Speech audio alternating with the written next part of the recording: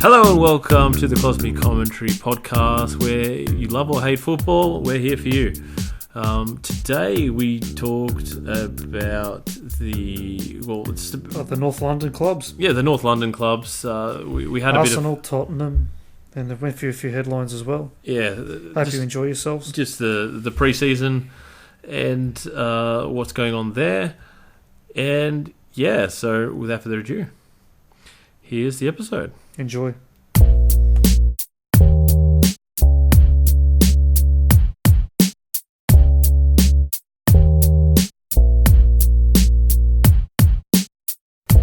Alright, so pre-season is well and truly underway now. We've had a whole bunch of last time we talked, obviously the pre-season stuff had only just started. Now we've had the tour of the US, the IC, what is it? The International Champions Cup. International Champions Cup. Yeah, that's the one. Yeah. That's pretty much done, but there's just a few more games to go. But I think they're sort of in little batches and stuff like that. So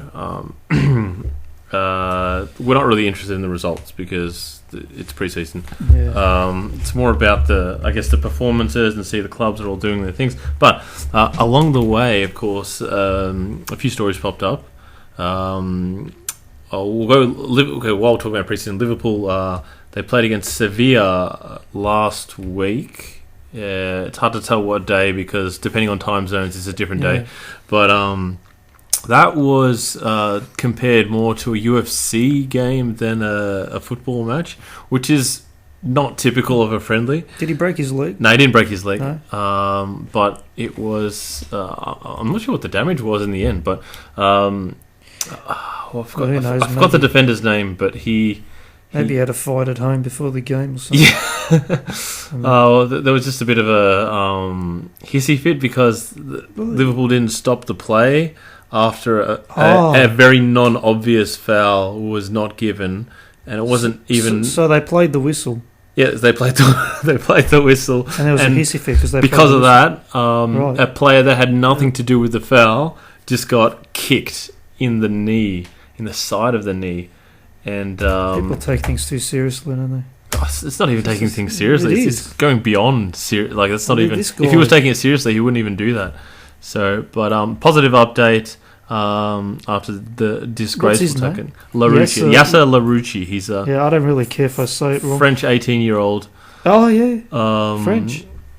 Yeah, and the guy who kicked him was French. I forget his name, but it was just disgraceful, and it's just how do we do that one? Joris or Joris Nagnon, I think that's how you say it. It's Gnagno. It's like Gannon. Gnagnon. That's what we'll call him because he doesn't deserve. Yeah, true. He does not deserve to be called as it's supposed to be. It's an insult to the... But yeah, it's just terrible. But other than that, the friendlies have been generally friendly. Yeah, they should be. Everyone's just getting... most teams are in the US, which is strange because there's the teams with the ICC, the International Champions Cup, which is all, I think, in the US. I think there might have been... Not all no. There's some in it's sort of spread out, because there's a few in Asia. Which is ridiculous. Yeah, it's a bit of trouble. Why call it a cup and then not actually have a proper competition? Yeah, well... No, they have a competition. They have a table, and at the moment... there's a table, but they don't all play each other, don't they? No, they don't all. They just play 3 games. What's the point? It's still whoever gets the most points at the end of the thing. Arsenal's leading at the moment after their 3 games. They got 7 points. And just so you know, these are American rules. So if there's a draw, it goes to penalties. And then, so each team gets a point for the draw, and then you get an extra point for winning the penalties. Americans don't like draws. They don't do draws. No, they don't. So Benfica's in the running to overtake Arsenal, and so is Atletico Madrid, with their absolute demolishing this morning of Real Madrid. They won 7-3. It's normally... But see, look at this competition. Everyone's played 3 games. Milan's only played 1. Yeah, because Milan's going to play their next games soon. So 2 games They're in yet hand. to play. So Right. Milan is yet to play against Benfica, which is in Well, a couple of I'm days. glad, And I'm then glad they're going to Ezio was play not lost. Manchester United a bit after that. So, Mhm. and Atletico Madrid will have a chance to win if they can topple Juventus in about a week and a half. So That won't be hard to do. no, they've not had the greatest preseason, have they? But it's been really hot in America. I heard It that. has. It has been hot. There's been a heat wave as well recently. Yeah, and I think Liverpool happened to play their fixtures on the hottest day of the year in all the places they went to. So they've done really well all the time. It's hot weather training. They like doing that, don't they? They go to Dubai or something halfway through the season to. Can't they just go to a steam room every week? Steam room. They could just go to Dubai. Let's be honest. That's more expensive. Is it though? Well, the flight. There and back.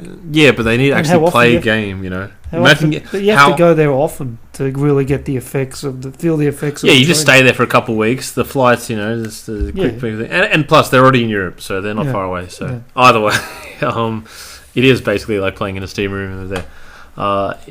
In fact, in some places, it's not even a steam room because it's just hot, dry, and So it's a sauna. Oh, sauna. It's a sauna or a steam room. It's jumping between the two. Yeah.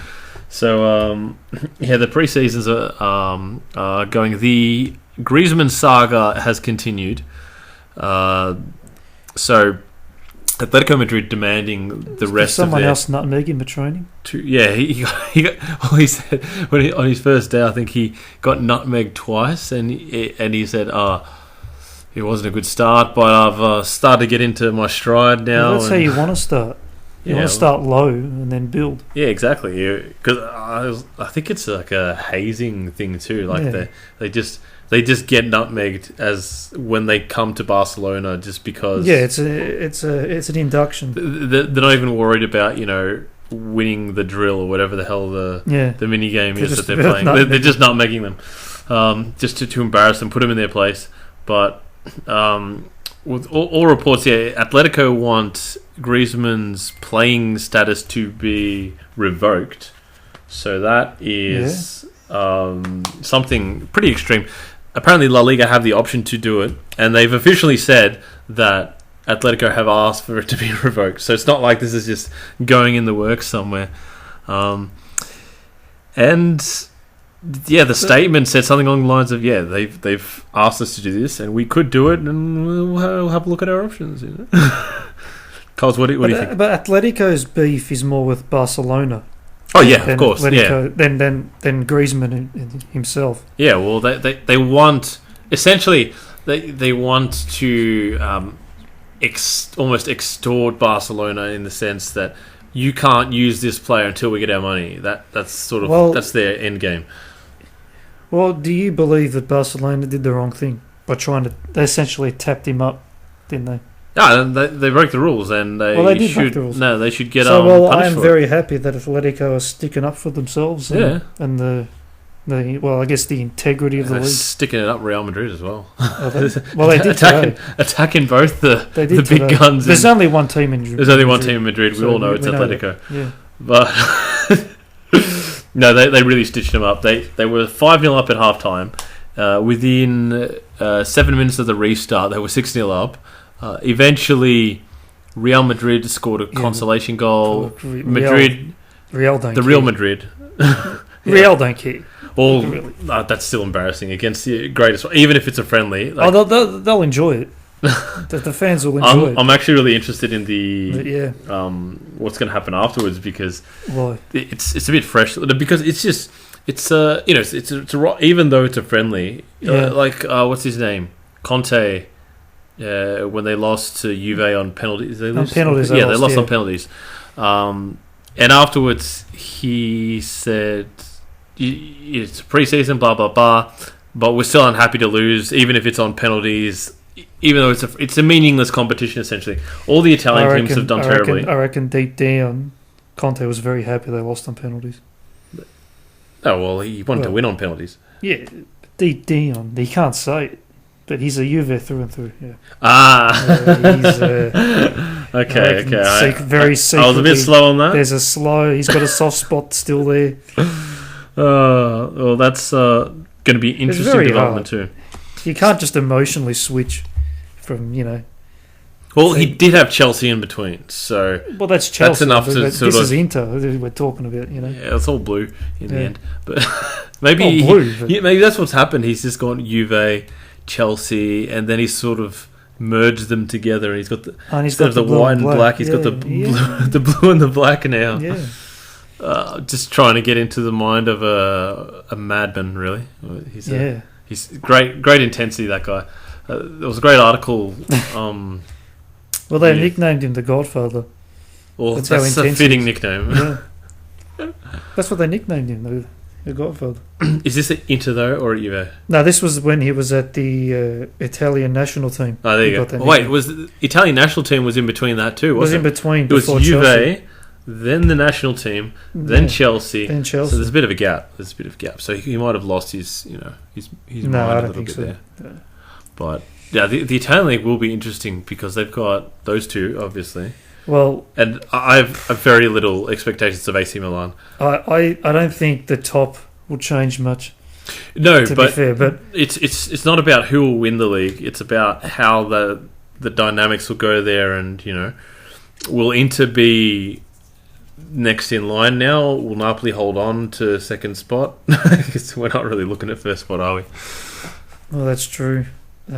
Well, Napoli, they've only had the one signing at the moment, and they haven't lost anyone. And they have Ancelotti in charge. They have Ancelotti. So you'd think that he's had a year to. And they already had a big gap over Inter, and don't forget Inter finished fourth. So Atalanta was third, which was they're going to be insane. In the Champions League. But crazy stuff. But there's still a big gap between Inter and Napoli, let alone Juventus. So if Inter do get second, that's a good achievement. Yeah, it's a bit like Manchester United in the Premier League the other season. When they got second, they really had no right to get second, but they did. And Mourinho, greatest achievement without a trophyless season, finishing second is his greatest achievement. Well, it was a great achievement. Yeah. It was, especially domestically anyway. Well, domestically, considering the competition... he had around. There's 5 other teams. Yeah. That can finish in the top 6. That's probably a very good achievement. Yeah. So he did do well there. That said, he was still 20 points off Manchester City, I think. But give credit where it's due. But moving on from those little tidbits, is there anything else to really talk about here in pre-season? I know there was something there. But other than I guess we are warming up. De Ligt's a Juventus player. That's been done. There we go. Juventus. They did get it over the line. He started well, scored an own goal in his first game. that was brilliant. But things can only get better from here. When you pay that sort of money, they have to. Well, Sarri's backed him. Sarri's backed him.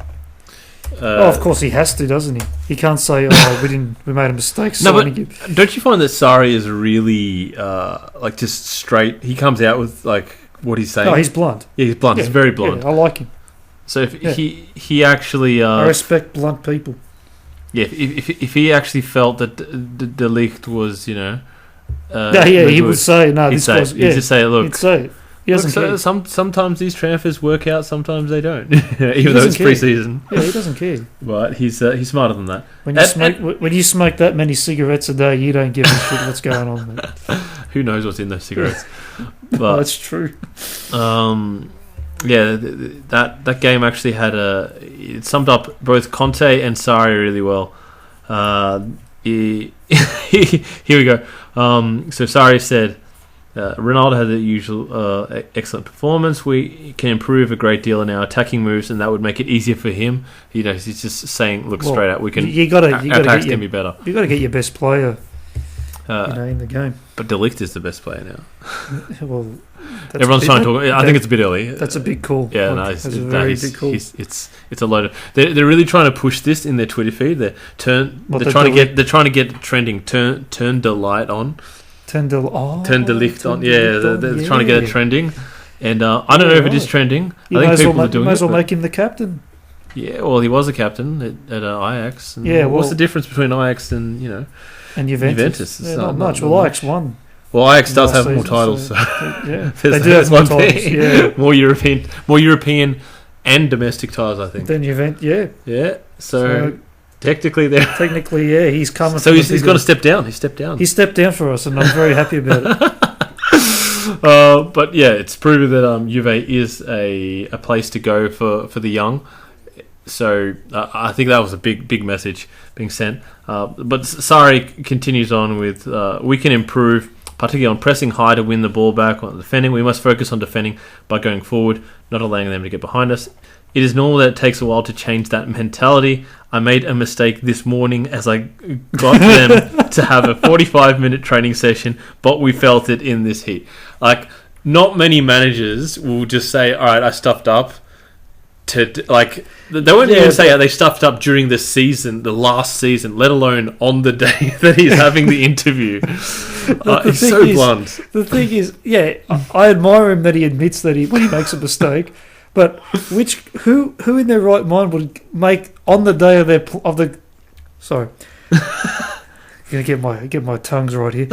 On the day of the game, why would you train for 45 minutes in that heat? Well, to be fair, usually warm-ups are like an hour, right? But warm up. Well, he said I take this as a training session. So this who knows? This is beyond a warm up. Who knows? Yeah, know. This was obviously translated as well, so it's hard to say. True. Yeah. I assume it was translated because it's Italian. No, he doesn't speak English. Oh, I don't think he does. No, in Does he England he speak did. Yeah, he speak in England he had his he had his translator. Yeah, he had his translators just sitting there we there go. waiting and to think, but he just put his hand to his face. He's like, "No, look, I got this. Don't worry. Just shh. No, I'll say it.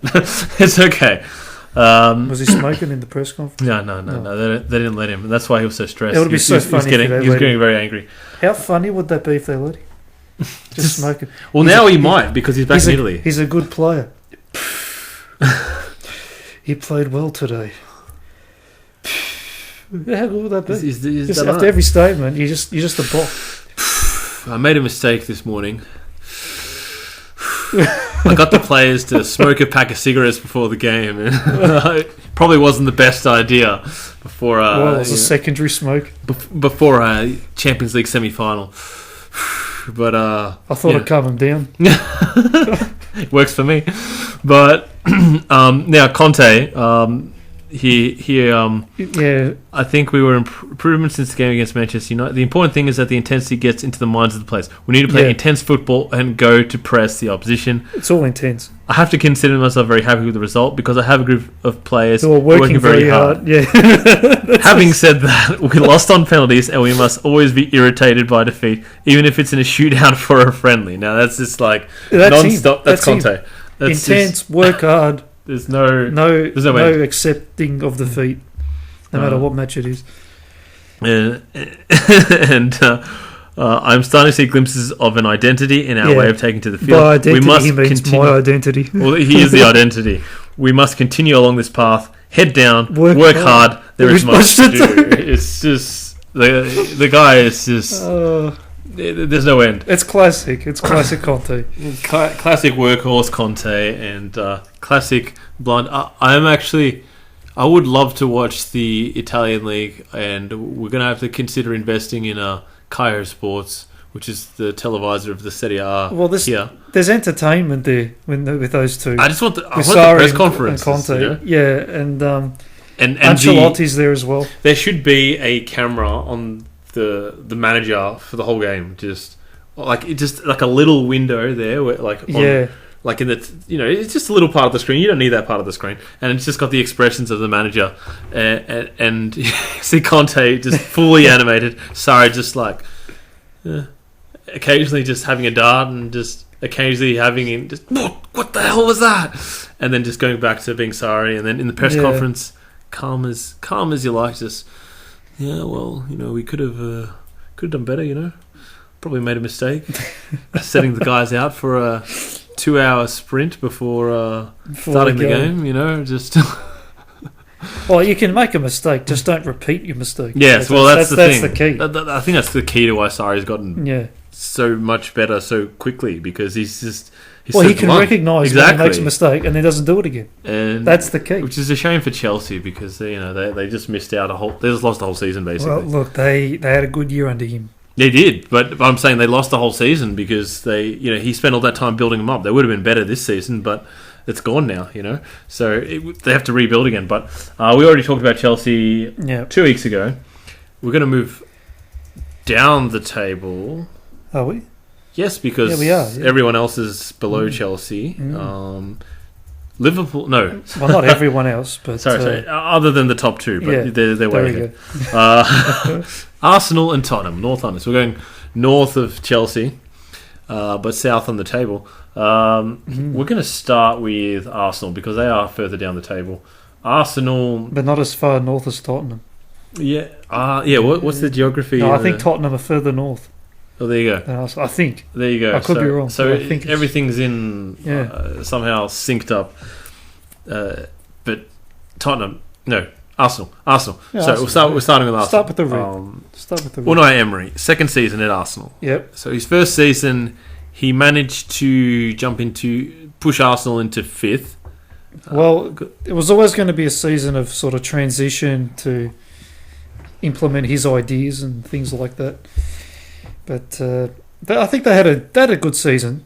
Yeah, you couldn't have asked for too much, considering how Wenger left them and then Emery coming in. So it would have been a big ask to get a hint into that top four. Would you say that there was actually a lot of continuity from Wenger to Emery? Like it didn't feel like they changed that much. The style of play certainly did. You reckon it has changed? I reckon it has. No, it has changed. It has changed. They don't play that like Wenger style anymore. They don't, walk it in and all that sort of thing. The opening, yeah. Yeah, but the results were similar in the end. And the way the results came. Yeah, but the style of play changed. Yeah. So it's just Arsenal. Well, I think they did have more grit. It's just Arsenal. They did have a bit more grit. They had a bit more grit, but they did. In the end, the results were very similar.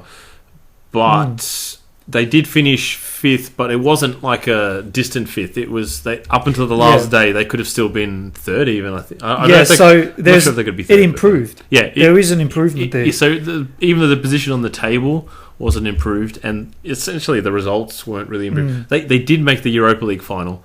They did challenge for the top four spot up until the last day, and they could have still got it. I'm pretty sure Tottenham lost their last game, and they could have easily been knocked out of the top four, but they didn't need to worry about. Yeah, I think it was Wolves that they lost to, or something along those lines. It was one of those good, strong teams but Arsenal should have done better, kind of thing. In fact, I think Wolves was the second last game. Because, I think Liverpool played Wolves at home on the last day. They did. Doesn't matter. The point is, Arsenal did not reach the top four. But they did improve. Well, look, there's no guarantee next season that they're going to finish in the top four. Oh, of course not. No. So, really, they should be favourites for the Europa League. Considering, who else is in it? Man United are in, but I would have Arsenal probably ahead of them at this point. Yeah, of course. At this point. Like we said before, was it 2 weeks ago? 2 weeks ago? 2.5, I guess now. Arsenal's too big for the Europa League, my goodness. Well, Manchester United could be a coin flip. They could... it's like they could be Ole before he signed a full permanent contract and Ole after he signed a permanent contract. Or anything in between. Well, nothing's changed. He's still got that permanent contract. Maybe they need to go back to... Well, they're recruiting. They've picked up a few defenders. I would terminate that contract and put him back on a caretaker role. They'll play so well. Oh, imagine if that worked. That would have been amazing. It's amazing how often a club will sign a manager on a caretaker deal, and as soon as they get a permanent deal, everything just flips over, and it's just terrible after that. It happened at Chelsea a fair bit. I know, did the players relax too much? Or is it, I don't know. Are they playing sort of like with the correct amount of stress in order to play well? And then when he's got a permanent manager, they just relax. It's just, that's probably part of it, but I also think that the timing of it just happens. It's coincidence because they always give him the new, the new contract as it gets to that stage that it's starting to wear off. The effects of the honeymoon effect wears off. Effect. Because the honeymoon effect probably lasts 3 months or something like that, and that's usually the time. Well, it varies between 3 to 6 months. Solskjaer's honeymoon was bloody good. Yeah, it was. Say he had the best honeymoon I've ever seen. Probably, and it was probably it was like a six. Look, it's like 3 to 6 months. There's a honeymoon period, and then it just depends on what kind of fixtures they have at the time because there's a turning point because they just happen to come up against slightly stronger opponents. The results are tougher to get, and then one result slips, and then the confidence goes down a little bit. Suddenly, the next result is harder because the next team's hard again, and then they just hit a wall, and then everything just. They forget that they can win games, and it's just. I think that's the best way to describe it, really. But that's. So, having said all that, Arsenal should be ahead of Man United. Yes, Arsenal. Based on all of that, I would have Arsenal as favourites of the Europa, and they should try to win. They should try to win it because that's their ticket back to the Champions League. Well, depends. It depends. As we said last week, the teams will focus on the league first. Yeah. Always. And the early stages of the Europa League, they don't come up against the strongest teams, so they should be cruising through there on their second string. Just because of the strength of their squad. But Arsenal is generally sort of, it's like a squad club, isn't it? Like they've got a lot of players that can just... Yeah. They've got their main team, but you could easily just substitute 5 or 6 of them for the guy who's next in line. Unlike, say, Manchester City, who have got they've got a really deep squad too. But Liverpool, Manchester United, they've got these players that you consider part of their first 11, and then there's a bit of a drop to the backup player, or they have to play a different style to fit in the backup players and stuff like that. So Arsenal it's a competition made for them to win, really.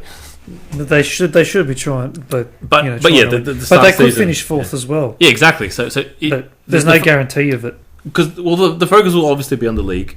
They'll see how the league's going. If it goes worse than last season, it depends how good Chelsea are. Yeah, that's the other thing. That's their main competitor. And Tottenham, which we'll get on to soon. Tottenham will be good. But Tottenham, it'll depend on a few things, but we'll get to that in a moment. Let's have a look. Arsenal. Did they sign anyone, Arsenal? Well, Arsenal, they've got a weird situation here with their signing. So they lost Ramsey. We're only talking about the official things here. We're not talking about any... Yeah. They got Ceballos from... Dennis Ceballos. However you say it. Yeah, it's Spanish. Spanish, so Ceballos. From Real Madrid on loan, 22-year-old central midfield. I don't know much about him. Do you know? Yeah, he's pretty good. He's pretty good. Young prodigy. So, young prodigy. He's a good player. They've also... But he's young. So you can't really expect the guy to, play have a dominant season, 38 games. Yeah. And Gabriel Martinelli is a left winger. Yeah. And they've signed a centre back, which they've sent back on loan because the Saint-Étienne. No, that's well said. You're French. Yeah. Oh, practically it's terrible. Yeah. That was all right. But they've sent him back on loan because that's part of the deal. They wouldn't have given him to Arsenal had they not given him back. They signed him for 30 million, so they're expecting big things of him, but not for this season. So Arsenal have been a bit. They did sign someone recently. I don't know, was it? But that's Ceballos. Ceballos is a good loan signing.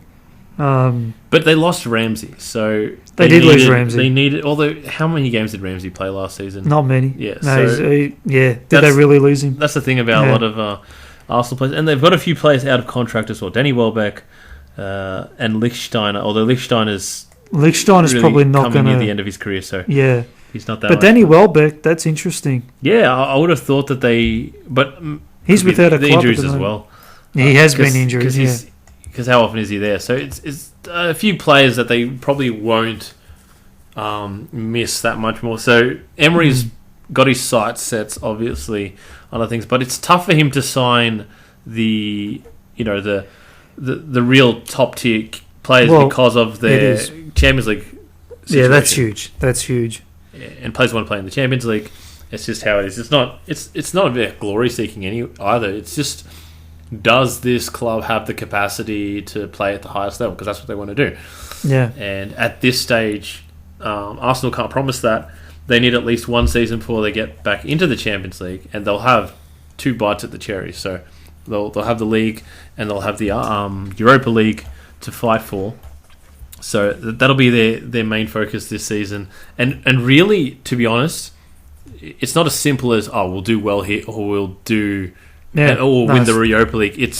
They need to continue from where they left off and improve on last season. That's they have to. 100%. Because they're not looking to make the Champions League spots. They want to eventually get to a spot where they can challenge for the title. They have to be aiming for that. Of course, And for that reason, it's a bit like Liverpool over the last few seasons under Klopp.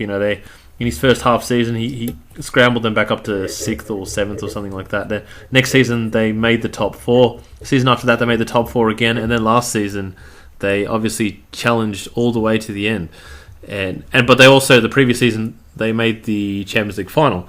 So, as well as making the top 4. So, that once they had the top 4 sewn up, they put their efforts into the Champions League. And last season, obviously, they could manage to fight on both fronts. And could have had 2 titles, could have had no titles at the end of the season. Well, they got one. And even if they didn't get any titles, it would have been an amazing season for them. That's just how hard it is. It would have been a complete failure if they lost the Champions League final. That's true. Actually. No, well, really, I mean, to dominate that much, you expect the trophy. You'd expect, well, if it was anyone but Tottenham if it was say Manchester City in the final, it wouldn't have been necessarily. That's true. That's true. But it was Tottenham. And it was time. It was time. It was time for a trophy, and they got it. And Arsenal needs to sort of try and emulate that, because not necessarily exactly the same way, because it's not going to go like that. But I'm sure Emery will have. Well, there needs to be improvement within. Yeah, they need to get back in the Champions League and then make good signings. And just improve generally anyway. Yeah, and He's obviously still got a few players left over that, like there's a few that we said that left. Ramsey, Welbeck, Lichtsteiner, a few others as well, but less important players. Ospina, I think, is gone too. Ospina's gone. Yeah, he's at Napoli. He's been salted up. But they need to improve within. They're not in a position to improve with signings, really. Yeah. So which is this season is just within. Improve within, and that's underrated at the moment. But Emery seems like the kind of guy who would do that. And like Lacazette and Aubameyang, they're starting to get some real. That's a good partnership. If they can play well together, that's a strong forward partnership. And there's not many pairings in the Premier League or just in modern football that you have 2 strikers up front anymore. So. I think Emery is more of a 4-3-3 type. I think every manager is these days 4-3-3 or some combination of that. I don't know if there's these formations and this sort of thing. Yeah, well, I don't believe in formations anyway. I don't believe in that anyway. Yeah. But it does give you an idea of how the players that are in the team play. And Arsenal's definitely got 2 up top. That's sort of their main thing, and then it's someone in a supporting role essentially. With those ones, and having a strong midfield. And he's slowly building his team, Emery, and he's working towards his vision. And something that people may not know is that when Arsenal was looking for the successor to Arsene Wenger, they were looking at a few people, but when Emery came in, apparently they just saw him and went, all right, this guy is the guy, because he came up, he had this huge plan of I don't know if it was like a 5-year plan or something, but really? It was like he was like, all right, this is what I want to turn this club into, and he had this PowerPoint presentation or something, and just like full on presenting to the guys, this is what I want to do with your club. And all right, let's get him. This is the guy we want, and he did really well at Sevilla as well. He did. It's good because he understood. The domestic competition wasn't worth going for. Champions League, he's not going to win that. So he's like, all right, let's just win the Europa League 3 seasons in a row, and then they did that stupid thing where Europa League winner goes into the Champions League, and it ruined it for him, which meant that he can't keep winning the Europa League. So he's like, all right, I'm done. I'm going to Arsenal. So, but then he couldn't win the Europa League. No, but that was Chelsea. There was a bit of a gap in between that. Yeah. I lie. I made it a bit shorter than the story actually was, but. He's a good manager, and he seems to be a long-term manager. Not like it's again. We'll contrast it with Manchester United, who have just been or Chelsea. Oh, mainly Manchester United, because Chelsea have at least won stuff. But since Ferguson left, Manchester United have just been sniping at who's a really good player? Pogba, cool. Let's take him. Sanchez, we'll take him. Di Maria, let's take him. And none of these players really fit into a certain system. It's just he's a good player. Let's buy him. We've got the money, which they do, but it's not really helped them up until this point. And maybe they can get Sir Alex back. That'd be a good signing. He's around the club. He's trying to sort of help them navigate through it. He wants to get back in the dugout. He does. Got his shorts on and everything, and just for one season. Just once. Actually, that'd be just a good for 6 idea. months. Just for 6 months. Put it for one season, and maybe have like Solskjaer under him learning the ropes. Well, that's what they thought was going to happen with Giggs, and we see how that went. Now he's at Wales, and I don't have much faith in Giggs, especially after that documentary with the club that they bought. Salford City. Yeah, Salford City. Yeah, Gary Neville was the main brains behind that one. Yeah, he's definitely the brains behind that one, and he continues to be, because they're still going with that. It's a great, nice little project. They're in the League 2 now. They're actually in the professional leagues. Well, there you go. But we'll follow that story another time for sure. I forgot to mention that the Europa League qualifiers have happened as well. They did. And all the expected teams have won their first leg at home. Yes, they Wolves, did. Wolves won. Rangers won. Torino won. Torino won. The French team, that sounds like a German team, won. Strasbourg won. Strasbourg. Yeah, the Spanish team. That's a burger. Yeah, burger. Yep. Was it Espanyol? Espanyol, yeah. They won. They're a good team. Espanyol. Imagine that. Imagine you've got a club and you've called it the name of your country. Espanyol. Yeah, except it's España, actually. Is it España? Yeah. But what's Español? Espanyol is that like Spanish? I think. Spanish. Yeah. Same sort of so thing. you've named it. You've named it. Imagine Italiano. I can see that. Yeah, there probably is a team called Italiano. English. French. That would be terrible. French. English would be terrible. Francois. But yeah, I always thought Emery was French for some reason, and then I found out he's Spanish, and I got really disappointed. Yeah. But he's Spanish. Yeah, Arsenal. Okay, we'll sum it up. Arsenal, you are looking to solidify the progress you've made in the league. That's the first thing on the menu. Next, you want to do well in Europa. So you want to get to the final stages. That later on you can focus on winning the games that you need to win. And you want to have some cup runs, obviously. Yeah, every team wants to have cup runs, and you just do as well as you can with the kids early, just like in Europa. But the main thing, if you're an Arsenal fan, the main thing you need to look for is top improvement within the squad. Yeah, and finishing in the top four. That's what you should be aiming for. And if they do finish top four, regardless of how they go in all the competition, if they finish top four, successful season. Yeah, that's a big tick. So for Arsenal, that's Liverpool had to do it. They sort of sacrificed the cup competitions. They finished top four, and they just progressed. They've built from that, and it's really important. And they've got a real good chance to do it with Chelsea down in the dumps with their transfer ban for at least one season, so they can get a head start on them. And who knows if Lampard's going to survive? It's that could go either way. Yeah, as we touched on. No one's really expecting that to last, but that's them. Never know. Just because it's Chelsea, not because it's Lampard. But yeah, true. Moving on to the second North London club, Tottenham. Yes, the Spurs. Tottenham are hot favourites to be pushing Liverpool and Manchester City. It'd be the next to be pushing them. They'll push them maybe for the first 10 games, but then they'll be just fall short. Yeah, if that. They're favourite to push them. Yeah. You're saying to push. Yeah. That's like...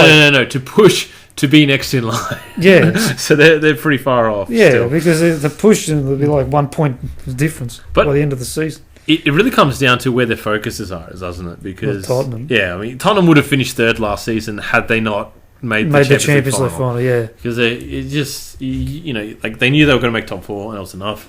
It's okay.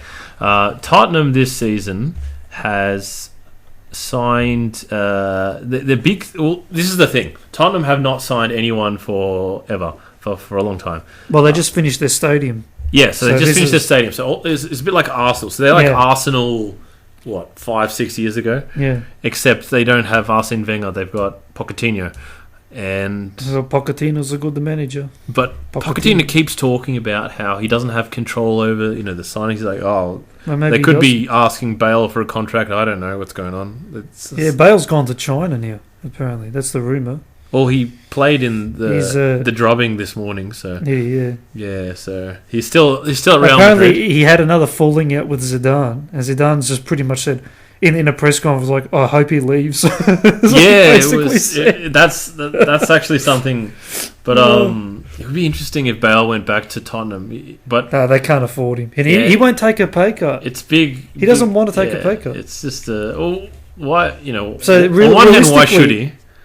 Well, that's a fair point, but realistically, no one can. He's too expensive. No one can really take him. Yeah. So realistically, he's probably China's the only place he can go to play because he could sit on not even the bench at Real Madrid. He'd be on the reserves bench, or he'd play in the reserves. But he wouldn't be on the bench. He'd want to play though. Yeah, but he wouldn't make the bench, not because he's not good enough. No, because they don't like him. Zidane just doesn't like him. Yeah, for whatever reason. Even though he got him, he was man of the match in that in the last Champions League final. Yeah, he was. But look, I think he's most likely will go to China. Some Chinese team. Well, he's got the option of not playing at all or playing in China. And to be honest, I'd probably rather not play at all. But China's I don't know much about China. There's Forbidden City. A lot of money going there. Rafa Benitez is managing something. You can go to the Forbidden City in Beijing. There are a lot of things to do there. China is a big country. Not bad, yeah. But if Bale doesn't want to learn Spanish, then maybe he'll learn Chinese. He won't learn Chinese. Yes, he will. I reckon he'll learn Chinese. Not learn Chinese. Much easier language. But look, Bale is the past of Tottenham. The future for Tottenham looks a little different. Their focus. They signed as this Ndombele. So they're signing. They've Ndombele from Lyon, and for 65 million. So a big signing. Central midfield is supposed to be a really good signing. So his value for money apparently. There's one of their key players. Sorry, his market value is 65. They signed him for 60 apparently. Oh, euros. Well done. 60 euros. 60 million euros, sorry. 60 euros. That would be the bargain of the century. My goodness. 60 million euros. So who knows what that is in pounds, but I don't think it matters because they bought him from Lyon, so that'll be in euros. Anyway, they also bought Jack Clark, who they've sent back on loan to Leeds because I don't know. Apparently his market value is 6 million according to this website, transfermarket.com. But they bought him for 11 million, so they didn't quite get the value for money there. But something for the future, apparently. And they've got the winger. Look, they've lost a few players now. Trippier out of contract, but they sold him to Atletico Madrid for 22 million, apparently. Vincent Janssen, who wasn't really getting a look in anyway, they sold him to Monterrey. I don't know. That's in Mexico. Wow. Yeah, it is. Lorente out of contract, and Michel Vorm is out of contract as well. So, once again, in terms of the signings, it's probably not enough to really make a huge difference to the season they had. They want to be, like you say, working from within. Although they've had that squad of players for so long now. They have. All things considered, of course. And the positive is it's a stable squad.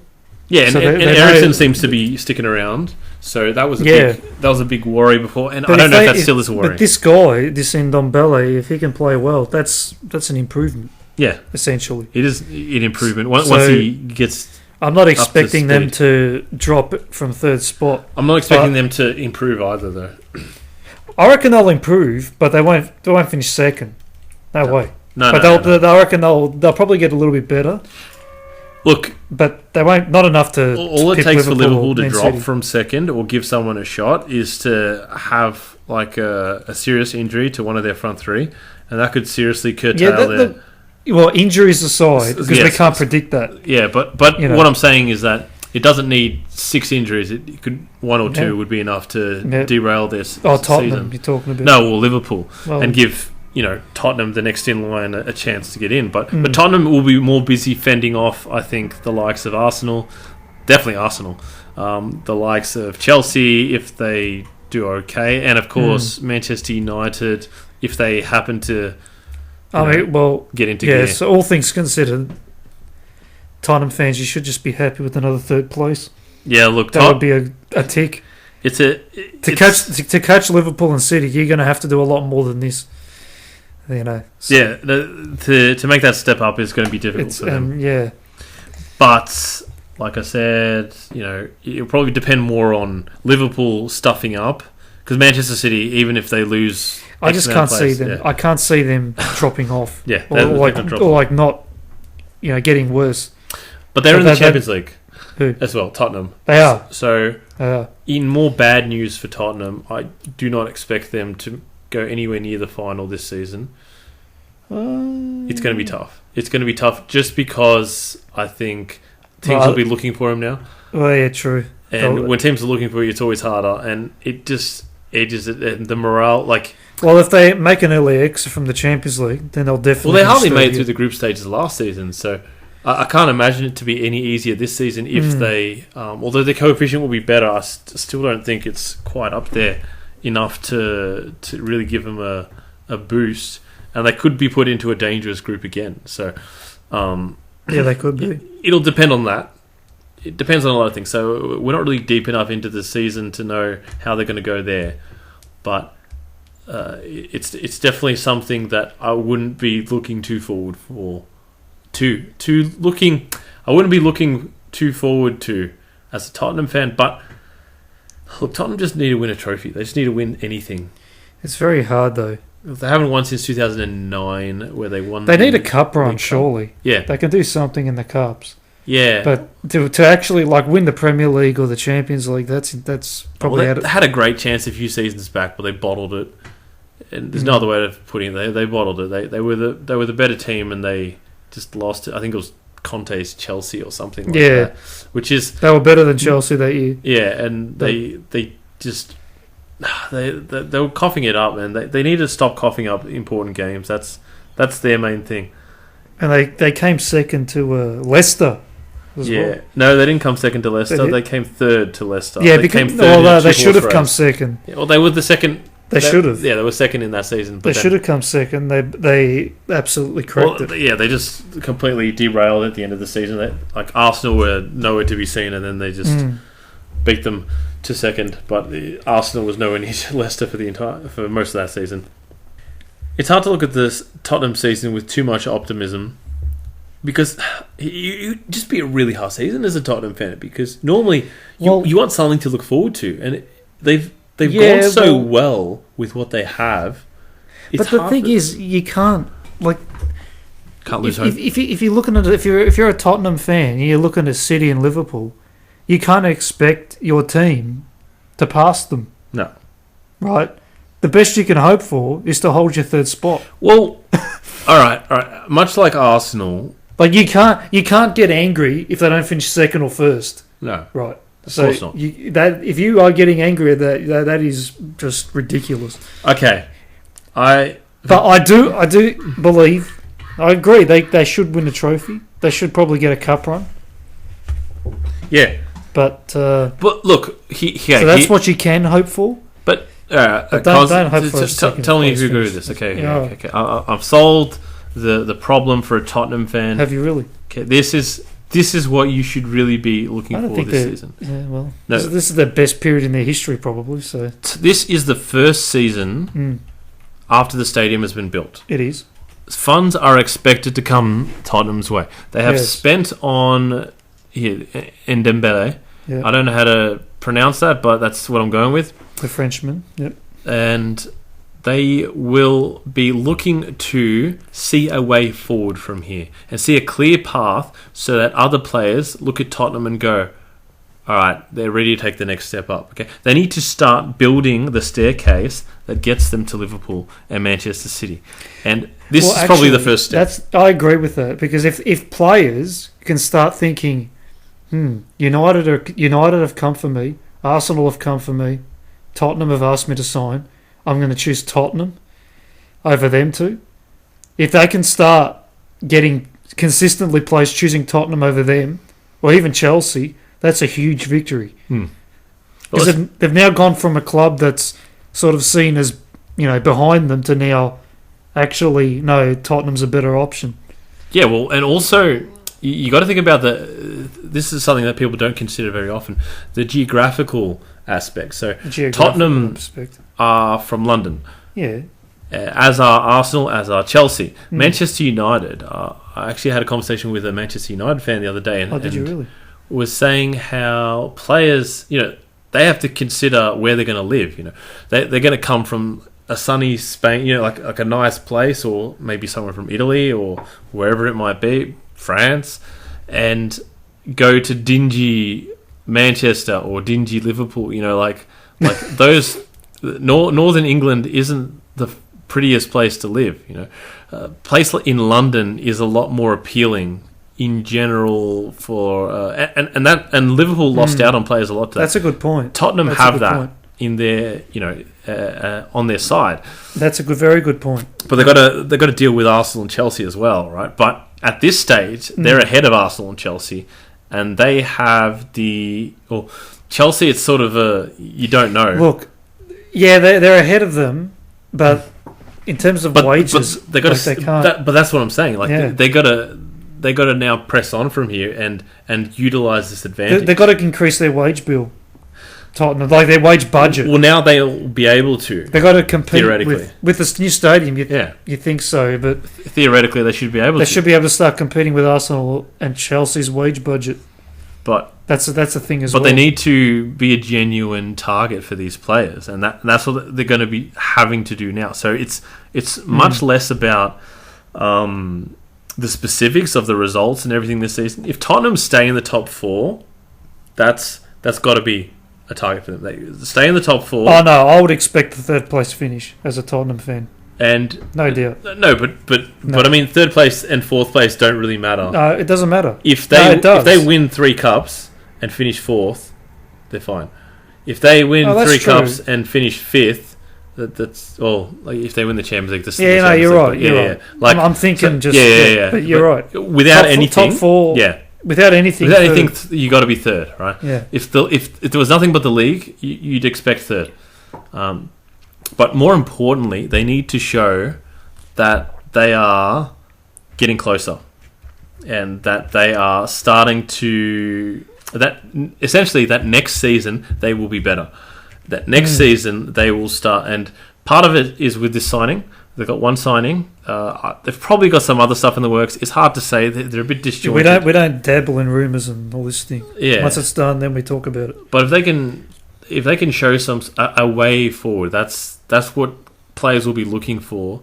They want to put up a sign at Tottenham saying, "We're in business," And and while they're ahead of Manchester United and Arsenal and Chelsea, they want to keep it that way, and they want to make the gap bigger between them and those three, and make the gap smaller between them, Liverpool, and Manchester City. So that is it's a weird thing to hope for from Tottenham fans, but it really, this pre-season, like this before the season starts, that's where they really need to get their skates on and get things going. And they can't start the season badly. They can't, go into the season a bit depressed because we didn't get the signings we wanted, or we didn't quite get. Yeah. And if that happens, I mean, Tottenham's run at the top could be over, because Chelsea, Arsenal, and Manchester United are just waiting for a chance to get back into the top 4.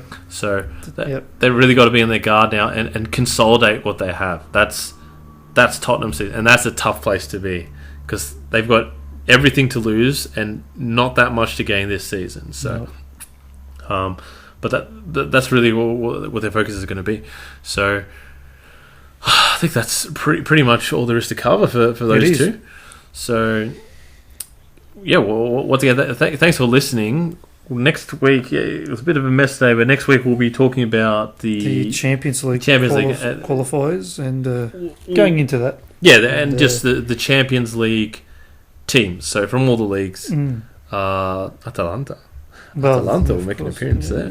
So Tottenham will pop up again, but Arsenal will not. Arsenal, we're done with Arsenal until the season starts. So and of course whatever happens during the week, and then the week. Yep, that's next week, and the week after. And the week after that, we'll be talking about Man City and Liverpool. To get warmed up for the season. That'll be the week before the season starts. So I thought that would be a nice thing to lead into the season. But that's it for today. Thank you for listening, and of course, don't forget to check out our YouTube channel, and we've got a Facebook page that helps keep track of everything if you need to be. Other than that, thanks for listening, and we'll see you. Talk to you next week. Talk to you next week. You know the drill. Yeah.